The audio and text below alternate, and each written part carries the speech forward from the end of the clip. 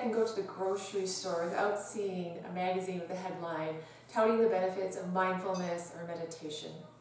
And in a busier and busier world, it is more important, beneficial that we take time to sit, be still, be quiet. At the same time, though, I'm hearing from people how hard it is. They've tried to sit and they can't empty their minds, and it's really a hard practice. I'm here to tell you it can be very simple, and you can't empty your mind. We are humans. There's going to be thoughts roaming around through your head. So we're looking for some skills or some techniques of how to kind of anchor our attention into the present. And there are different kinds of meditation. There's mantra, pranayama, which is a breathing practice. There's guided meditation, visual meditation, and moving meditation. But I'm here to talk about specifically the seated meditation, the one maybe we always think about when we think about meditation. It is important that we are comfortable. So it might, for some of us, if you're kind of fidgety, it might be helpful to move the body first, whether that's a yoga practice or a few stretches, or maybe you want to go for a walk, kind of get the wiggles out. And then the other way to be comfortable is to have a comfortable seat. So I'm sitting on a cushion here. It is a meditation cushion, but you can probably find a pillow in your house that would work, or some kind of yoga prop, whether that's a brick or a bolster or something like that. You can sit on a chair, but I recommend you're sitting then at the front edge of the chair and not towards the back. Then you tend to have that kind of slouch position, you're a little sleepy, a little lazy. We want to be alert and have the spine nice and tall, so sitting towards the front edge should you choose to sit on a chair, or maybe it's a piece of furniture in your house.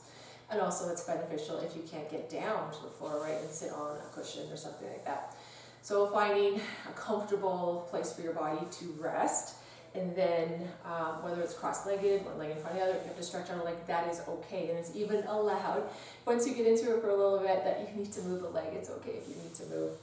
And the reason, and so meditation came before the physical practice of yoga, because they wanted to sit for hours at a time looking for enlightenment. But then too, their feet would fall asleep, their hips are tight, their back would get sore. And so they invented those stretches and movements that we know as the yoga asanas, the postures, so that they were prepared physically to come into a seat. And you don't have to sit for hours at a time, even 2 minutes to begin. If you have 2 minutes, you can do this, and then maybe extend that time as you get a little more practice. And it is a practice, we get better at it. And so now we do need an anchor though, so that when our mind starts to wander, we have something to come back to in the present. Our thoughts are usually about something that happened in the past, or we're thinking about something in the future. So mindfulness simply means being here in the present. So the breath is a really simple tool that we can use as an anchor, because you always have your breath, hopefully, otherwise you have some problem. And a couple ways you can use your breath as your anchor. It could be the sensations, so feeling the breath, whether that's in the belly, or maybe it's the top lip as the breath is coming in and out of the nose. For some of us, sensation will work. Others, maybe that's hard to connect with. You could label the breath, and there's different ways of labeling the breath. Inhale, exhale, or maybe you're counting the inhales and exhales. And again, I'm reminding you, this is the anchor, because when your mind starts to wander, which it will, at some point, some parties are, hey, come back, and then you, oh, right, I'm coming back to my breath, in this case, the breath. So I'm going to do a really short one for us. I'm going to do this together, and the simplest way for me to do this is I label my breath. So when I inhale, I think in, and when I exhale, I think out. It doesn't get any simpler. So just make sure that your spine, again, is sitting up nice and tall. Crown of the head reaching up towards the ceiling. If you're comfortable, close your eyes. You can close your eyes here. Or if you're going to keep your eyes open, maybe take humble chin. So then tucking the chin down towards the heart center. Okay.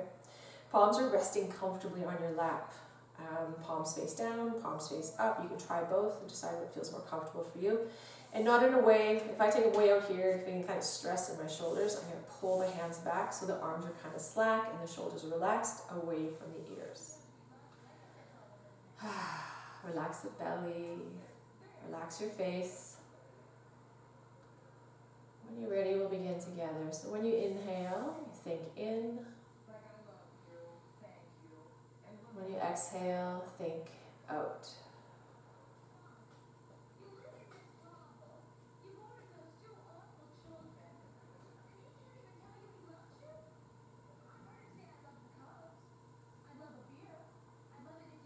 So we're not changing the breath at all.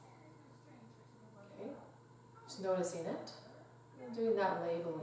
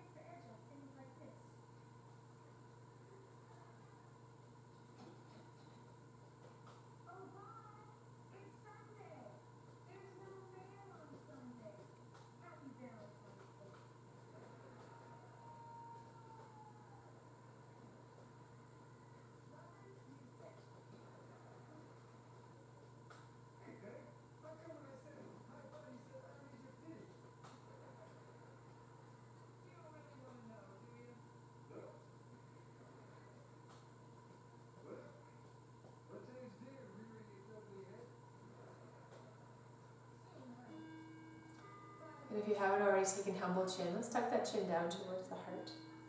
And if you close your eyes, we'll gently flutter them open and readjusting to the light. Bring your gaze back up. Good. How did you do? So that was simple, about 1 minute, maybe a little bit more.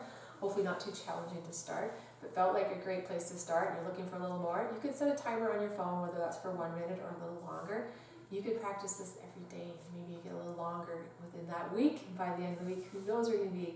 But feeling hopefully a sense of calmness and stillness to carry out throughout your day. And I hope those were some helpful tips. Let me know how you do. Namaste.